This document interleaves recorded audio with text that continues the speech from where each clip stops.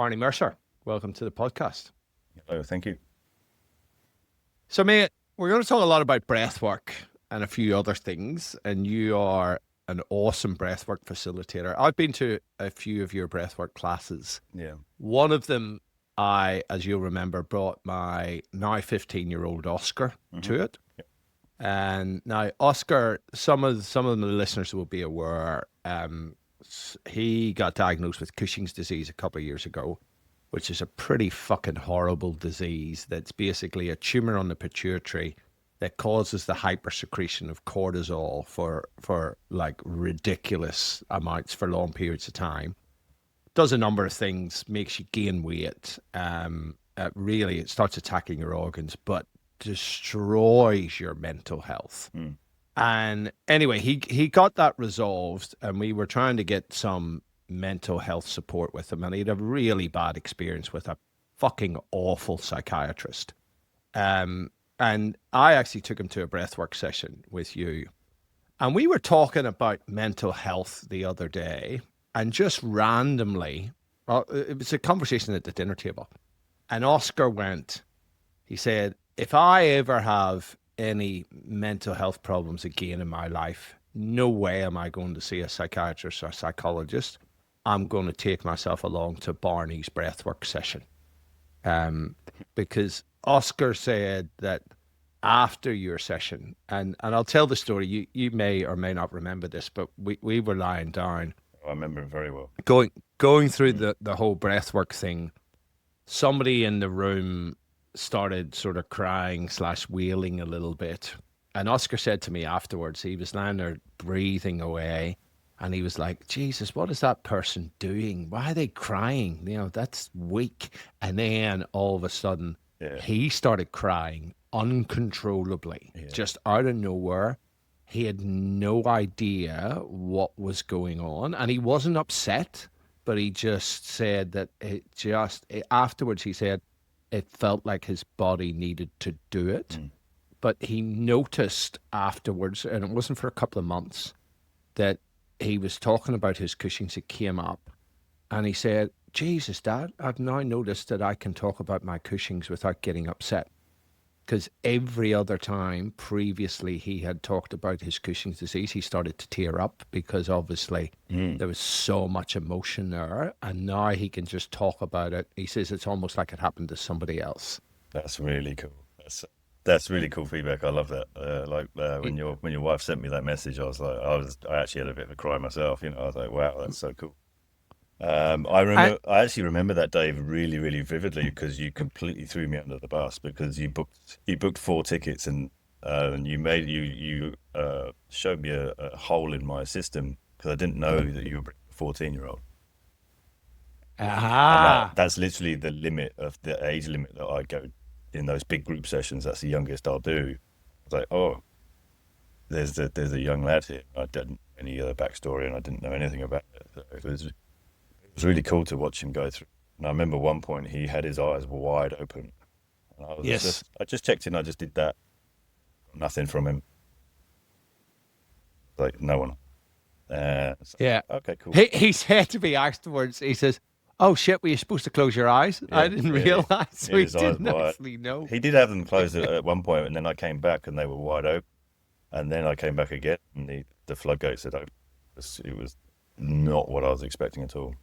Because generally with teenagers, they tend to sit, observe, rather than fully participate. At least for the first one. You know, it's that sort of weird room full of adults being generally kind of weird, lying on the floor and breathing heavily. And it's quite overwhelming for young people to actually experience. So for him to go through it in the manner that he did was crazy. And then I had to fight you off when he started crying. I was like, no. Yeah. Dad, just piss off and leave him alone. Let him go through. Yeah. No, I have subsequently taken a mate there who's gone through a messy divorce, and he had a bit of an emotional breakthrough. I have done some previous breathwork sessions with, oh fucking hell! Now this was years ago. What's his name? He's the guy taught Tony Robbins how to breathe. He's a very famous American. He's been doing breathwork for ages, and we did holotropic breathing, which was similar to the stuff that we did with you, but it's slightly different. And when we did it for like 55 minutes or an hour solid, and it The was whole rebirthing thing, yeah. bonkers. Yeah, somebody remembered their birth, said they actually remembered their birth. There were people fucking wheeling in the room. Look, I'm quite lucky in that I don't have much baggage, or I don't think I really have any baggage. So I've never felt anything in those breathwork sessions. But I tell you what, I felt like I was absolutely off my chops on drugs, right? Yeah. And so, but there's clearly, because I started thinking about the whole physiology thing. There's clearly an impact on neurotransmitters, right? With that type of breathing, what the changes in carbon dioxide and oxygen levels, definitely there's something going on with neurotransmitters, because I can tell you I've not felt like that without some chemical assistance. Right. I mean, it's that full So sort of altered state, isn't it? It's that sort of yes, DMT release and yes. all that sort of thing. And a good friend of mine does a whole workshop on. He calls it. Oh, I can't remember what he calls it. But he implies that everyone's going to get mushrooms. And it's the whole thing is that you don't need the mushrooms. You just need the breathing. Because I remember reading that type of breathing can release DMT. So Absolutely. DMT for the listeners, two times in your life that DMT is released in massive amounts, once at birth and once at death. And they believe that the DMT actually is that whole journey into the light is the DMT going off. I have had DMT through ayahuasca. So the ayahuasca blend in the Amazon includes DMT, and it's a very potent hallucinogen. So other than the DMT, like physiologically, what's going on? I think we need to take a step back and introduce you, not me. It's my I was going podcast. to say people might know who you are. Probably introduce you, right? So, Yeah. so Barney, tell people how you found your way to breath work and all of the accessory stuff that you currently do now. How long have you got, man? Well, we got plenty of time. Basically, I found my way to breathwork. I was in a hell of a mess mentally. I was surviving life. I was working hard, producing children, keeping their roof over the house, all that sort of stuff. And drinking way too much, as people, it's not something I hide. And I started to find myself getting drawn towards meditation, things like sound healing. I knew something needed to be done that I wasn't doing. And I'm a personal trainer as well.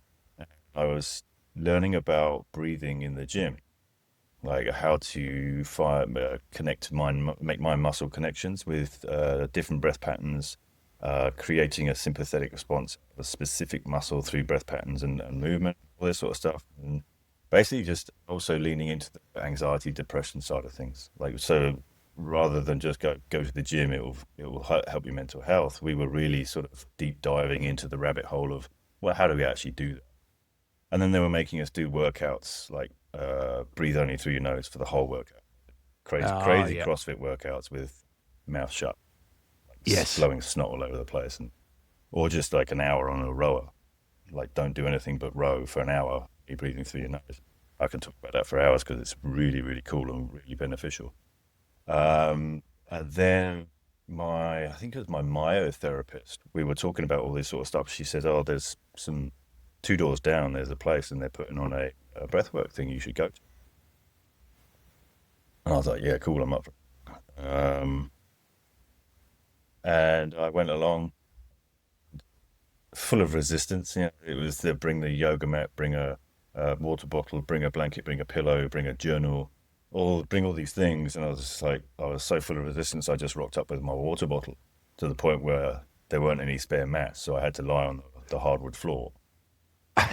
you Learn know, that lesson quick. yeah, I just had to find a space and lie down, and it was like 30 people in the room. This lady, she was beautiful. She just said, but the explanation was real brief. It was like, breathe in here through your mouth, breathe in here in the same breath, then breathe out. Let's go. Okay, cool. And I was like, I didn't really understand what it was for or what was going on, and but I like a challenge and I like to push myself in anything. Yeah. So she goes, right, breathe like as hard as you can for 45 minutes. So off we went. And we all started in rhythm, and then everyone off in their different rhythms and what have you. So there was no real sort of leading from her. It was more gentle guidance from around the edges, which was cool. So it was more of your holotropic breath. Yeah. And like half hour in, I just felt so at peace, so rested, so relaxed. And then just this sensation started at my toes and then just whipped through my body out the top of my head, like a full tingling sensation. It was kind of panicky, kind of weird, and I just started crying. I didn't stop. I didn't want it to stop. I didn't feel sad. I didn't have any sort of visual representation of what I was crying. I was just letting it all out. It was literally like the bottle was someone had shaken up the bottle, the fizzy bottle. It was so desperate to leak something out, and the breath work had just loosened the lid that little bit, and now it's all escaping out the side, and that's what it was. And I was just, and then eventually maybe it felt like about an hour went past, but it was probably only like 5-10 minutes, and then we went into like the more shavasana end of it, and then I was, like you said, I was colours and tripping out and just so peacefully relaxed. And then it was, okay, peel yourself off the floor and get to little groups of three and talk about what had just happened. And I literally in the pool of sweat on the floor, and I couldn't explain what had gone on. Mm. I got home, my wife says to me, she goes, "Oh, what was that all about?" I said, "I really don't know. We just lay on the floor and I breathed hard and I cried a lot." She said, "How do you feel?" I said, "I felt amazing." And I could, I was standing up tall and my rib cage felt like I could get more air in and all this sort of stuff. And, but I felt more at peace and more calm than I had done in years. And, it was that day, that moment, as I was walking out, I remember walking towards the door thinking, I found the thing. I Mm. found the Mm. thing that will allow me to express myself, because, growing up in England or in a boarding school the way we did, um, it was very much, don't do that. Don't feel that. Don't express that. Don't be happy. Don't be Yeah. sad. Don't be too excited. Don't be too over the top. Be homesick. Don't miss your parents. Don't, all these things. Don't be pissed off because someone's just beaten you up or whatever it is. So for the rest of my life, I kept all that in. And on that day, like I said, we just loosened off the lid a little bit and we let the pressure off. I could feel it in here. I never really understood what people meant when they said, "Oh, creating space." And I literally felt like I'd let some shit out and I'd created space for me, for myself to be more present within my body. And then I took that, and when I went back to the gym and I started to actually feel my body way more, my injuries started to go away, all these other things. And like, I went every week. I was like, breathwork's my thing. This is how I went. Next thing you know, I'd already sobered up by this point, but the next thing you know, like, that wasn't concern. I wasn't interested in any way, shape, or form. I was like, I found the thing, because I always felt like I was going 2 steps forward, 8 steps back, and now I was like, just that's where I'm going. And then, yeah, I'm just messing about online as you do, and there's this big advert come up of these guys standing on the top of a mountain with their shirts off in the snow. I'm like, I'm gonna go do that.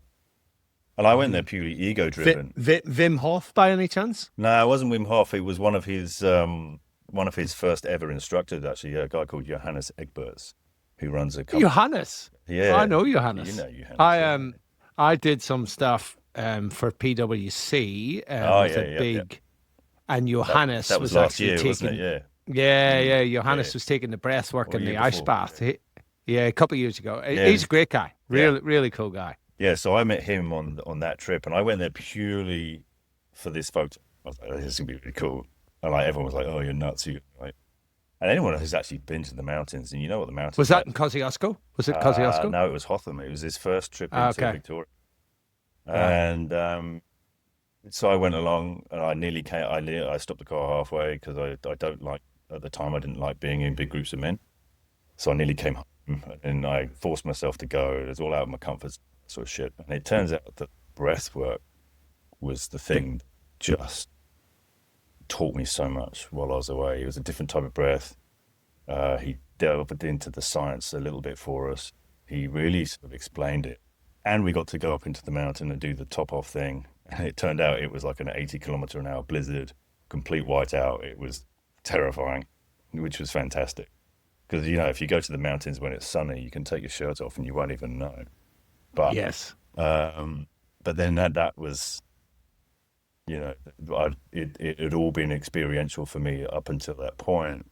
And then he started teaching us the sciencey side of things. And then the next thing you know, I don't want to go home. I want to stay here with this guy. I want to learn more. And that was like June. So then in November, I went and did my level 1 with him, breathwork instructor. And like, it's a 4 or 5 day thing. And you said that you've done 3 months worth of online stuff. And by the time I got there, I was just like, I as a tradesman, I was like, I don't want to be here and become a healer. I just want to fix myself. I'm here purely for personal reasons. I'm not here to teach anyone anything or go home and start preaching anything. And he basically, the whole system was he broke us down. There was so much breath work over that 5 days, and they rebuilt us back up again and educated us. I got home, well, I can't not share this now. I'm in. Um, And then, of course, sorry. another 4 or 5 months later, I went off and did my master's, which was so much deeper and so much more, than I could have ever imagined it would be. And it's crazy. And ever since then, it just feels natural to get a group of people together and make them breathe hard on the floor, or even just do one-on-ones and talk science with people. I'm by no means any sort of expert when it comes to the science and the heavy, but I know what I know, and I know how it feels, and I know what I've experienced with it and how it's helped with my mental health, my depression, the state of freeze, anxiety. Anxiety is not something that I even give a second thought to anymore. I used to have mad panic attacks. It would really sort of stop me and hold me, but now it's just I know how my body works, I know how my nervous system works for the first time. 47 years old, and I've only just mastered this shit. I mean, we should be teaching kids this when they're like 10. Yeah. So it's been so totally life changing for me that it's like, okay, cool. How can we not go out and spread the word of it? So yes. So let's now talk about what you currently do. So I've been to a few of your breathwork sessions. We obviously live pretty close to each other. We go to the same CrossFit gym as well. Yeah.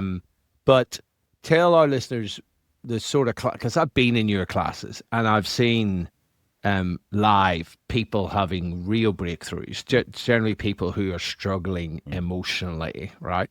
The psychologist would be tearing their hair out and screaming and jumping up and down. Yeah. But you're also a trauma-informed coach. So Of course. talk to us about what you do and how you walk that tightrope, because clearly there's big emotional releases that people get if they're holding stuff in, and it reminds me of the book. I can't remember the author escapes me, but The Body Keeps the Score.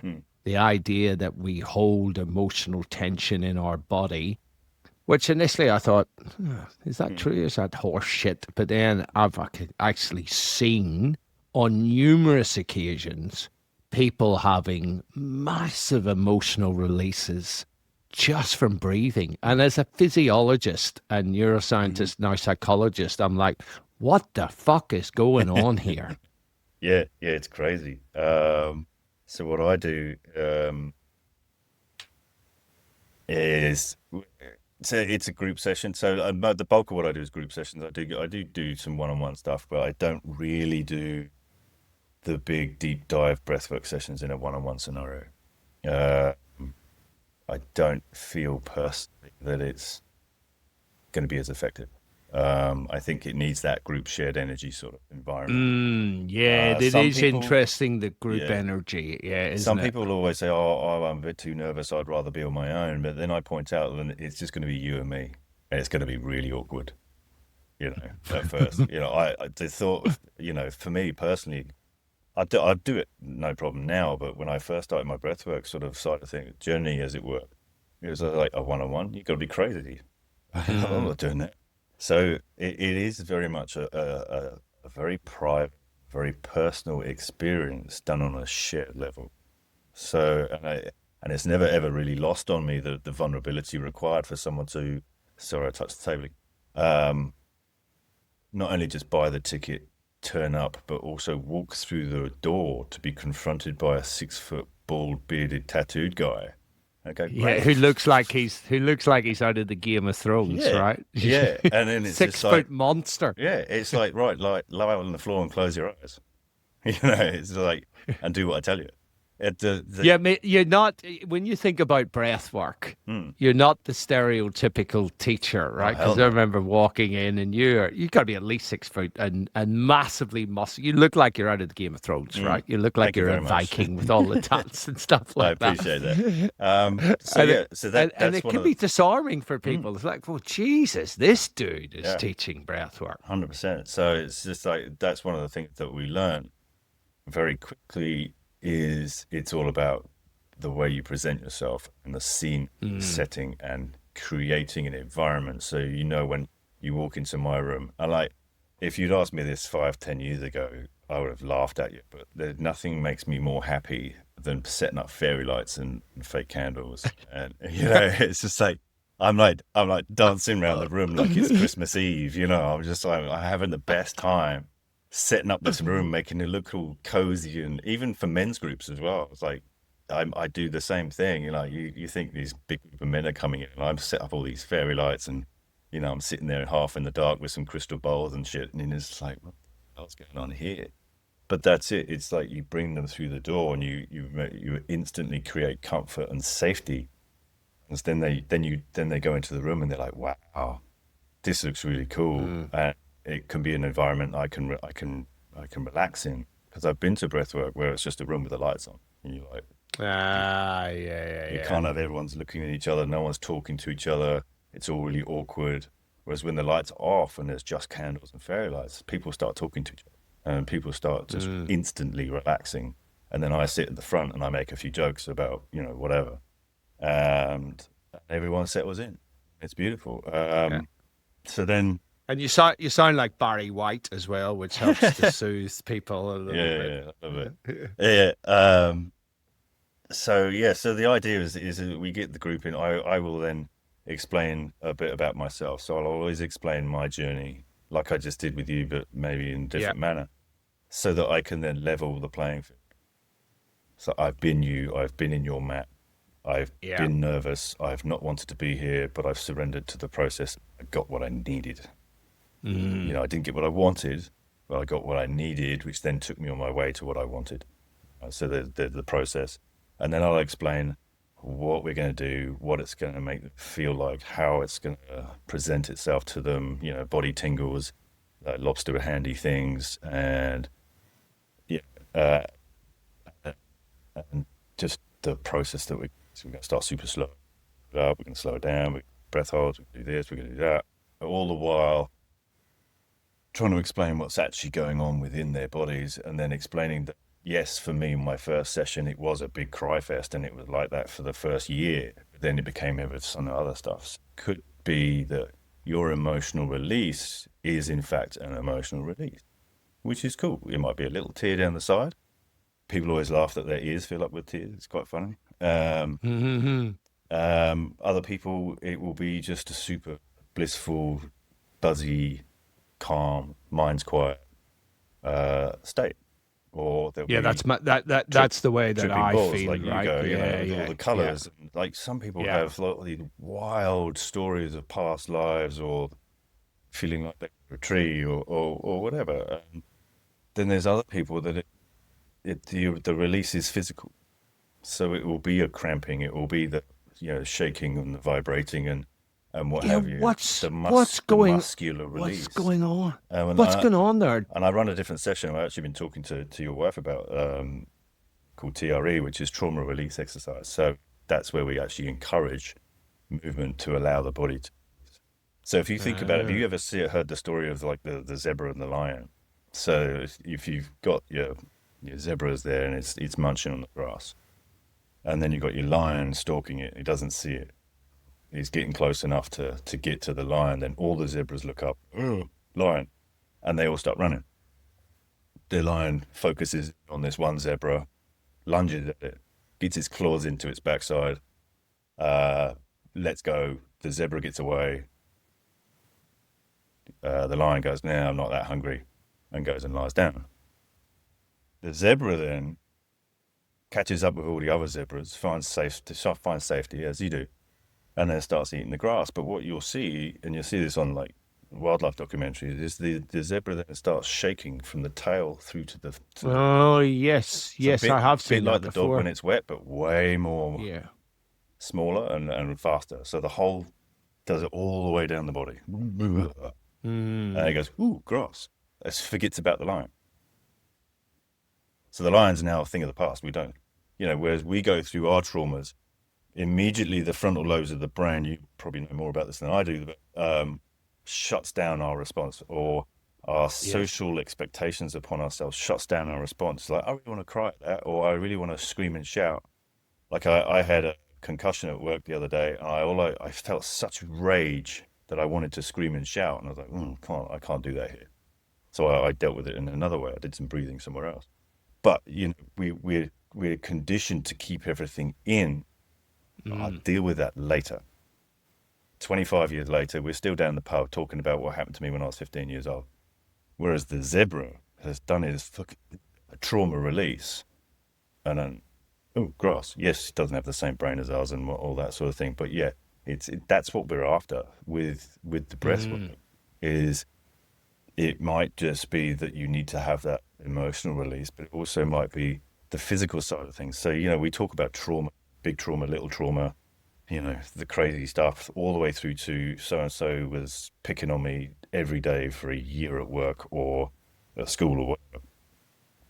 We don't store the actual thing that happened to us. We store the way our body responded. And that's just stuck in our muscles, which is why, Mm. it's really interesting to me when I do work with people in the gym and we're doing sort of emotional release stuff in the gym, you can see the blockages on their physiology when you get them to sort of, if it's a man, take their shirt off, women as close to that as we can, and hold a weight plate over their heads. I'd love to do this with you, actually. And then we can see how the back reacts. We can see what's working, what's not working, and how the muscles then start to freak out. And then we can fix it via various methods of training and what have you. But so what I'm getting at really is but the simple way of doing it is lying on the floor and switching that frontal lobe off through those really, really big long breaths that we do. So it's that full inhale into the diaphragm down here, then up into the chest, but not up into the head, and then Mm. just release out whatever you need to release out. And gradually, as we get through that, this all starts to quieten down. It starts sending you all sorts of weird messages like, "This is wrong. You're in the wrong room. You're doing it wrong. You shouldn't be here. This is scary. My hair hurts. My hand." And then your hands start doing this weird thing. Like your brain's trying to bring you back online, basically. And once you get past that, then you can start to let everything from here downwards do the processing. It's like we talk about icebergs. It's like the tip of my iceberg going to see you as a psychologist and talking about our shared tip of iceberg experiences. Okay, well, what if we just cut the iceberg off, the tip of the iceberg off, and let the rest of the stuff under the water actually come out, deal with this? deal with itself. It's interesting because the mate of mine who'd been through the messy divorce and did the breathwork session with you, he said his hands turned into claws and all cramped up, and so that's what you're talking about with the lobster hands. Yeah, it's actually called tetany. I don't know why it's called tetany. That's just the name it's been given. I haven't really sort of done research into it, but that again is it's the body trying to bring you back out of or the brain. It's really, you know what, as we're talking here, I'm thinking that I've started with a mate of mine, Professor Grant Schofield, a lab called the Hardiness Lab, where we are going to be testing a whole heap of lifestyle interventions, such as exercise, cold exposure, breath work, heat exposure, nutrition, all of those things. Yes, fun. What I would freaking love to do is have somebody in a functional MRI scanner doing the breath work to see what's happening in the brain. Love to. Like that. Yeah, that'd be fascinating. We just have to do that shit. Right? I wouldn't be surprised if someone hadn't done it already, to be honest. But I'm thinking, as we're talking here, I'd made a note to myself to do some research after this to see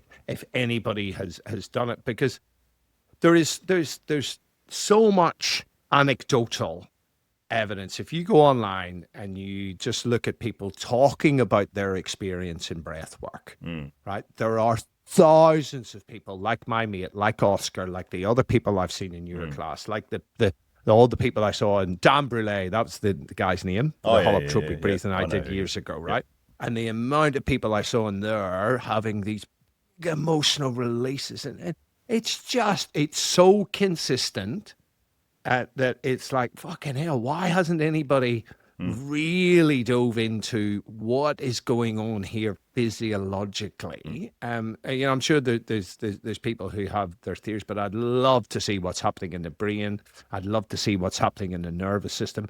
Clearly, the autonomic nervous system is heavily involved in this with the sympathetic and the parasympathetic. Absolutely, right? Yeah. There's no doubt. And I know that the breath can change neurotransmitters in the brain. We've already talked about DMT, but there is just such powerful effects throughout the body that the psychology community would be scared shitless of it, and hence they'd want to shut it down. And if psychologists or psychiatrists were to walk into any number of breathwork sessions, they would be, I think, a lot of them going, this is fucking outrageous. You shouldn't be doing this without, proper psychologists. They're like, they own emotional release. Yeah, you get a lot of that. And this is said from a psychologist. Yeah, right? You get a lot of people said this is dangerous. You should have more support. Yes. There should be more this, that, and the other, and all the rest of it. But the really interesting thing I found with psychologists or psychology is, like, up until I started breathwork, I really struggled with psychologists. Like I said, it was always telling the same story and not really getting anywhere. But then after I started breathwork, I actually allowed myself to go to the psychologist or my counselor or whoever it was at the time and actually listen to what they had to say. I found it easier to be in that process because I was more comfortable with where I was. I kind of figured myself out a bit first. Then I went to the psychologist and we could actually have a proper conversation rather than, I don't know, just feeling overwhelmed and depressed because I had to see a psychologist and all this sort of stuff. So it was interesting in my experience. I mean, I still see a counselor. Yeah. Psychotherapist. Now, interesting you say that. I interviewed a guy, his name escapes me, Paul Libermotsky, or I've pronounced his name terribly, but so he basically is the lead researcher and practitioner of psychedelic-assisted therapies in Australia. Oh. Right. So he runs he does all the research. I think it's a Deakin. I can't quite remember, but there is a in Abbotsford. What was his first name again? Paul. Okay. Yeah. Paul Luberminski or something, right? But brilliant guy. I shared the stage with him when we did talks to the Young Presidents Association, and then had a chat with him afterwards. And then obviously interviewed him on the podcast. But he said that the psychedelics act as a rocket ship for therapy and just open people's minds massively to the therapeutic process. But his thing, and very much, I think, like yours, if you are going to use a rocket ship, you need to know how to drive the rocket ship, and that's where the Yeah. facilitator of You the need some breath work support. comes in. Yeah. Yes, 100%. and the way that you set it up, like having witnessed it, the way that you set it up, give the expectation of people, create that very calm, safe environment, even with a bunch of strangers, and then the conversations afterwards, Yeah. where people talk about what they went through. I mean, I'm looking at this and going, this is brilliant from a therapy Yeah. perspective. There's that shared connection between people. And we know recent research comes out that shows that when people do stuff in rhythm, whether it's singing, chanting, and it didn't mention this, but I thought straight away marching, right? Military. Yeah. When you do stuff in unison, breath work would be into it. There becomes a very strong bond between those people emotionally, right? And you can actually see this from the start of the class that you're in to the end. So I'm obviously coming into your class looking at it, one from an experiential perspective, but also with my kind of researcher's hat on, looking around at what's going. But it's a very interesting, and I get your point about doing it as a shared journey rather than a one-on-one. I think one-on-one, it would be a very different vibe than it is with a bunch of people, even who are strangers. Talk to us about the men's stuff that you do specifically. So you do sessions for everybody, but then you do men's stuff. You also do a sound healing, which Carly went to, which I didn't get to, but I want to go to the next one. Or not a sound healing. It was sorry, energy healer. not sound, energy healer. That's, right, so you work with an that's energy. actually happening tonight. Right. So talk us through those different classes and how are they actually different, and what are you trying to achieve there? Yeah, so my normal class is just it's open, it's all ages or all sexes or whatever. It's a beautiful community sort of thing. But then I also do the men's session. So a lot of the time when men come to breathwork, and I do a little bit of an icebreaker. It's like, give me 3 to 5 words as to why you're here. And mostly the men will be, she brought me. My wife told me. Yeah. Yeah. Or my wife bought me the ticket and now here I am. So with men, we like to know how things work before we commit ourselves to it, in my opinion. You know what I mean? So when the men are in a room full of women, the women will surrender beautifully every time. Not every time, but most of the time. That like at least 80% of the women will just go, this is my time, this is my quiet moment, I'm going for it, let's get into this shit. And the sharing out is crazy at the end. The guys, on the other hand, will either feel sort of slightly wary because they're in a room full of women, mostly because there'll only be 2 to 5 men in a room of 20. Yes. Yes. So they already feel kind of out of place and on edge. And then they go, yeah, it's pretty cool, kind of tingly, and I'll be back. I'll definitely be back. And I was like, no, I'm not going to see you again. So I created the men's session so that it took a lot of that away. So it's just a big group of dudes in the room sitting on yoga mats. I do the exact same stuff. I set it up so to create safety. Therefore, we allow vulnerability, and therefore we allow healing, if you want to call it. It's the exact same setup. Everything's the same, but it's for the men. And I sit and I talk more man to man rather than an open, this is what we're going to do. But I also create I like to try and create more of a fireside chat to begin with. So I've got this frog. It's a wooden frog about yay big, and it's got a little stick you can bang it. It's a musical thing. So at the beginning, it's not just why are you here, it's what's going on for you right now. So it's that sort of fireside chat. Mm-hmm. So we can then get them to settle in a bit more. And I pass the frog round. So if you've got the talking frog, you're the one that's talking. No one can interrupt you and go, hey, yeah, I know what you mean. No. It's not your turn. And as a man, I know full well that sitting in a circle, talking to a group of other men I've never met before, eye to eye, is going to really put me off. So the talking frog, the men will have their head down and they'll talk to the frog. Really? Or they'll play with it. They'll fiddle with it in their hand. Right. So Okay. it's enough to distract them from the situation they're in, and therefore they will open up. Nice. So Nice. not only why are you here, my wife bought me a ticket, or I've heard about breathwork, I just thought I'd come and see what it's like. No, what's actually going on for you right now? And I'll say like this week has been terrible, or this week's been great. Like it doesn't always have to be what you're miserable about. Some people come in and go, I'm having a great time. I'm here to top things up and I want to explore whatever's next. Whereas other people are going, last men's group, we had a couple of guys who were freshly sober. Yeah, it was awesome. Great. Talk about that. And then we go and do the breath work. So now everyone's already relaxed into it. And now I've explained it. And I say to them, look, as men, we like to know how things work. You don't need to know how this works, guys. Chill out. I've got you.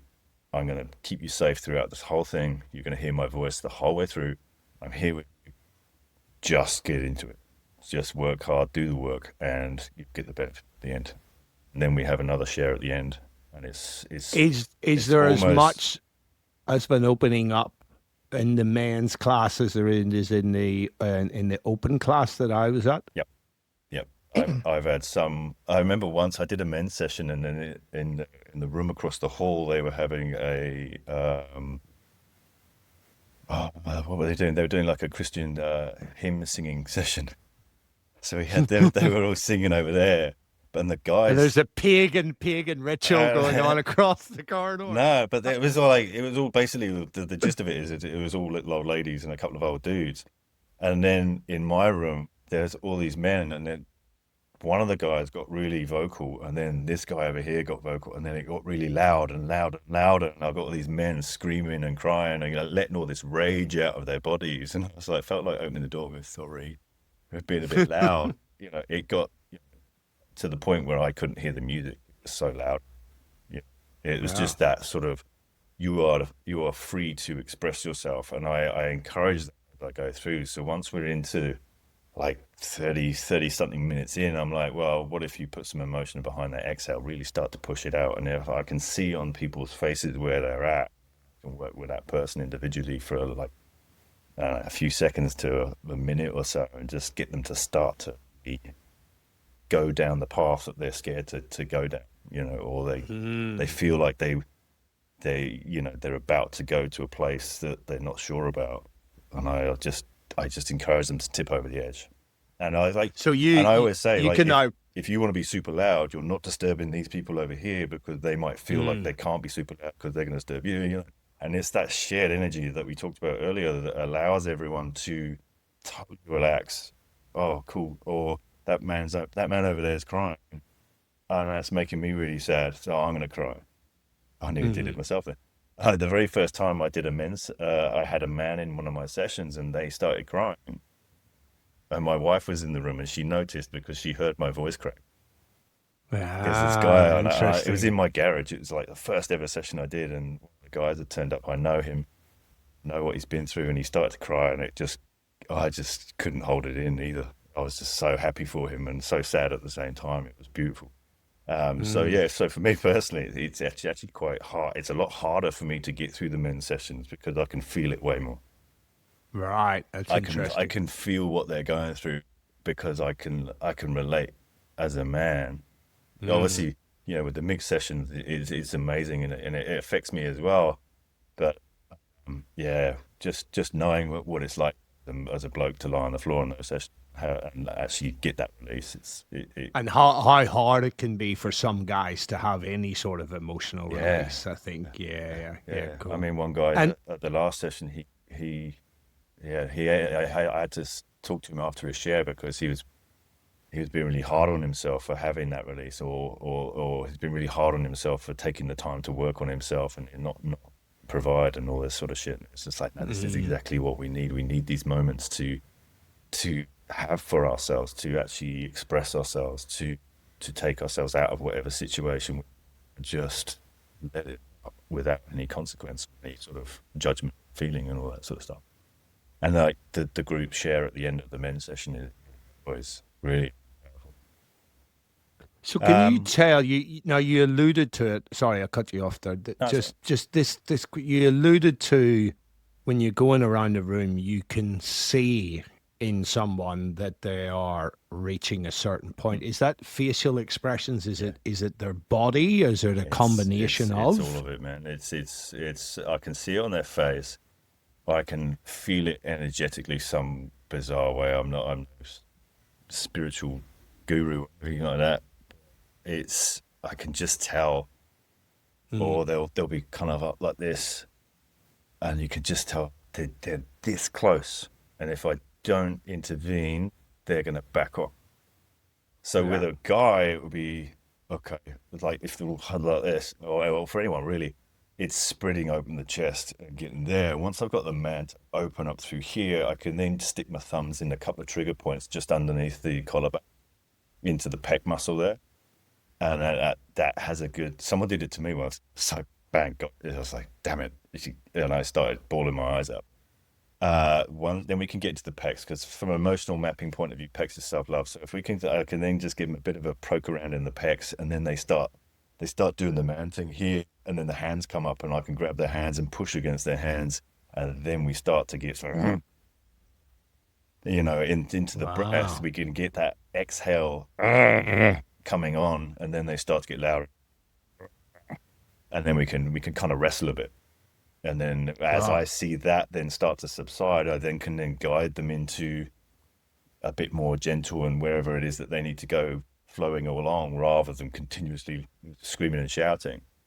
But with the ladies, quite often you can see it on their face, and they're just almost there. It's um, around here and down into the upper So trap. for those who aren't watching, Barney's pointing Oh, up at sorry. the Yeah, neck.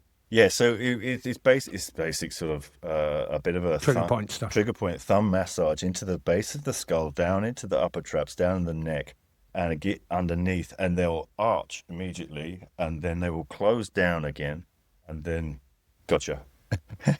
It's that sort of, and then they allow to step over into that release. Not every single time. Yeah. But you can just help them along their way, rather than just sort of continuously wandering around the room making sure everyone's all right. But it's yeah, and obviously we talk consent before we begin. Like there's going to be the big weird guy is going to put his hands on you at some point, and I try and make a little bit of a Yes. joke about it and not make it weird and creepy. But it's always here upwards or knees Yeah. down. There is Okay. no Yeah. nothing between the collarbone and the knee for anyone. Mm. And then sometimes it just feels right for me to put my hand on someone's leg and just allow them to kind of ground a little bit, so flow through me, because energy flows out through the feet apparently. Then it flows through into the ground or whatever. And I've had people like say, "Why did you grab my leg?" And I'm like, "Oh shit, I'm in trouble here." And they said, "No, because my whole left side was cramping. I got really, really uncomfortable, really struggling with it. You put your hand on my left leg, all went away." Then I went off on this Int- this beautiful journey of bliss and peace. And so there's a certain amount of energy shifting, which is why I do this session that I'm doing tonight with Gemma, because she's in fact an energy healer. So while I'm doing my breath work, she goes around the room, does what she does, and I don't pretend to understand what she does in any way, Yeah, shape, or and form. Carly actually, Uh, Carly went to the last one of yeah. those, and she said she was doing because she's been to a few breathwork sessions with you, and then Mm. she said Gemma came around and just touched her on the shoulders, and then Carly said she just felt all of this energy through her body. She says she's never experienced anything like it Yeah. before. Mm. But that's a get Gemma on to talk about that one. I Yeah. take it. Yeah. Give, 100%. Yeah. I give, mean, yeah, I could try and explain what she does, but it's beyond my pay grade, I'm afraid. But yeah, it's interesting stuff. I find it interesting. Uh, you got to be kind of open into it as well. If you watch the videos online, they'll mm, go, it's pretty odd. But yeah, so it works well. You know, um, she does her thing, I do mine. Ultimately, the breath work allows the other stuff to be more effective, Yeah, in my yeah, I opinion. think so. You know, Yeah, yeah, without the yeah. breath work, it's just an energy healing session with it. So it's very deep, and we get some cool results and big releases. Is what Mm. it's So where would you like to? So we're kind of getting to the end here. What's your vision for the next 3 years in terms of your own journey, and then like ideally, where would you like to take the stuff that you do with people? well, I'm kind of obviously I'll continue with the group stuff. That's super super important. Uh, but I really quite enjoyed teaching the sciencey end of things and the anxiety management, uh, the carbon dioxide tolerance, and all this sort of stuff. I mean, Mm. like there's a Yes. spectrum of breath work, and at one end you've got your big group lie downs, which is your kind of super spiritual end, but your scientific end at the other end. Like I did that end, the lie down end first, and it changed. Then I did the learning that mouth breathing was a bad thing, Mm. carbon dioxide tolerance, and being able to hold your breath for more than 10 seconds is a very, very important thing. You know, when I first started learning about carbon dioxide tolerance, my tolerance was so bad, it was ridiculous. Mm. A good tolerance, is 25 seconds of a breath hold before you feel the urge to breathe. Mine was Hmm. 6, and Yeah, I'm not. I'm certainly not at 25. my max breath hold was 11 seconds, and I'm sitting in a room full of people. I'm looking around, and they're all still holding their breath. So I'm like, oh shit! And I didn't know, Mm. And again, boarding school taught me to keep my mouth open because in the winter, you know, British weather, you get pretty severe cold, and you start breathing through your nose, and people start telling to be less noisy. And I remember hearing myself tell someone, "Hey, can you breathe through your mouth? Because it's really noisy when you breathe through."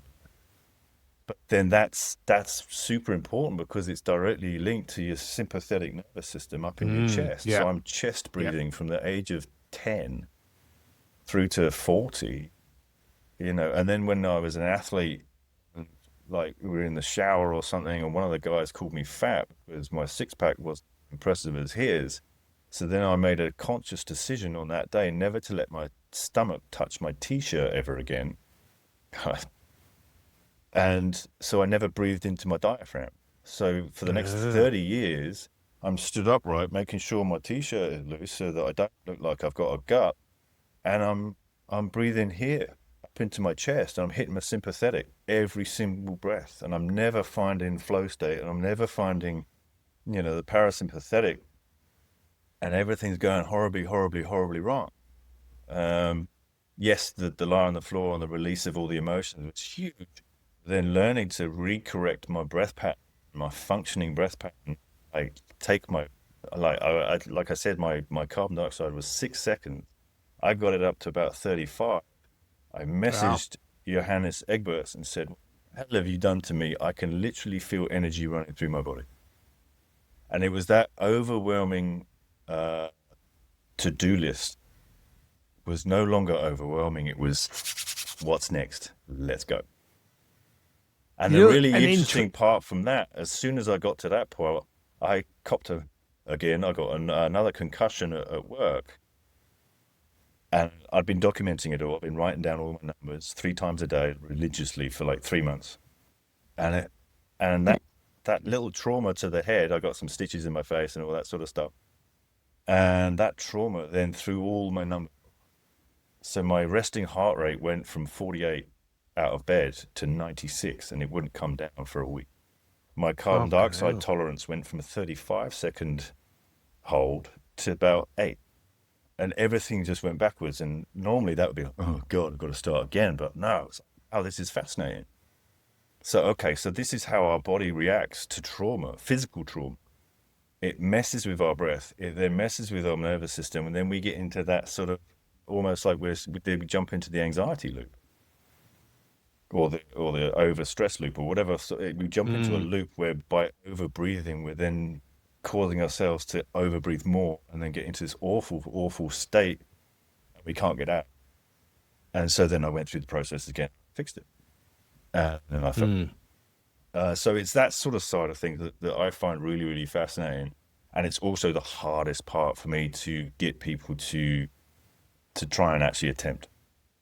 Lie on the CO2 floor and get tolerant. told to breathe and have a good cry and get some cool, funky visuals. Awesome. Most people are quite keen for that. Sit on your ass for 12 minutes first thing before the sun's come up and do like 3 breath holds. No one wants to do it. Mm. But it is that sort of life changing. I did a function of breath and anxiety workshop the other day, and I said to the guys in the room, I said, if there's one thing you can do, it's fix your carbon dioxide tolerance, and you will get yourself out of the anxiety loop, and you will be so much better, and you'll be able to recognize things like anxiety, panic. Anxiety will not be anxiety anymore. It will return to what it is, which is nervousness. Sometimes, Yeah. rather than, oh, I can't do it, I'm too anxious. It's like, oh, I'm nervous about this today. Let's go. And people don't realize it's the reaction that they're having to the CO2, right? Yeah. And to their sympathetic nervous system and the adrenaline. Yeah. And that's Interesting little aside for you. My PhD supervisor is he did his PhD in Russia and basically designed a test that was a CO2 tolerance test that predicted success in special forces training. And it was basically you do a breath hold, a normal breath hold, and you get where you need the first breathing reflex. You'll be very aware of that. And then you then go and you hold for as long as you can. So it's the delta about how much longer you can go as a percentage of your of your initial baseline test. And those who could hold it the longest were much more likely to pass special forces selection training. And it's discomfort tolerance. So it's a discomfort tolerance test. Hence why very useful for anxiety, because it's discomfort tolerance, which is strongly linked to distress tolerance, which is a psychological thing. So that there's the connection between body and brain. Yep. Around discomfort and distress tolerance. Cool. That's very cool. That's literally the same test that's the way I do my carbon dioxide tolerance. And some more. You do that, Yeah, cool. and then you do like super slow breathing for 3 minutes, then you do it again. Cool. But it's rebuilding those numbers back up. It's just such life-changing stuff. But the key is with that max breath hold, not to go too far so that your heart then starts crazy, because it will mess up your next, because he's only doing it once, and that's great, then go for it, go blue in the face, pass out, whatever you need to do. If you really want to retrain the whole thing more than once, so if you hit that too high a heart rate, it's going to affect the next one. It's going to make it way harder to do, and then by the end of it your heart rate is going to be higher than when you started. It's not ideal. Right. So it's just that I should probably breathe now rather than dripping the table. Yeah, okay. Going blue in the face. I tried it. The visuals are great when you pass out, but it can't be healthy. So it's. Barney, yeah, I mean, this has been very cool. What would you like to see? Say you're okay. I'm going to give you power. You're going to be czar of the universe. Oh, cool. How would you like to see breath work actually employed across the world? Schools. Schools from a young age. Like schools right from tiny. I mean, it's teaching children when they can start to learn. Breathe through your nose. That's what your nose is for. I mean, there's a book, I can't remember what it's called, a guy who documented like every Native American tribe in the US in the 18th century. It's not Breathe by James Nestor, is it? No, but he talks about this book in that book. Right. And it's like, in the tribes, they swaddle their babies with their heads up so that the mouth stays closed.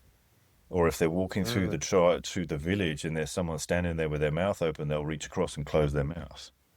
So it's a community social thing that the breathing through your mouth is not what we should be doing. It's breathing through your nose. There's old Chinese, couple of thousand years old saying or scroll or whatever. If you want a long and happy life, breathe through your nose. If you want a short and painful life, breathe through your mouth, or something along those lines.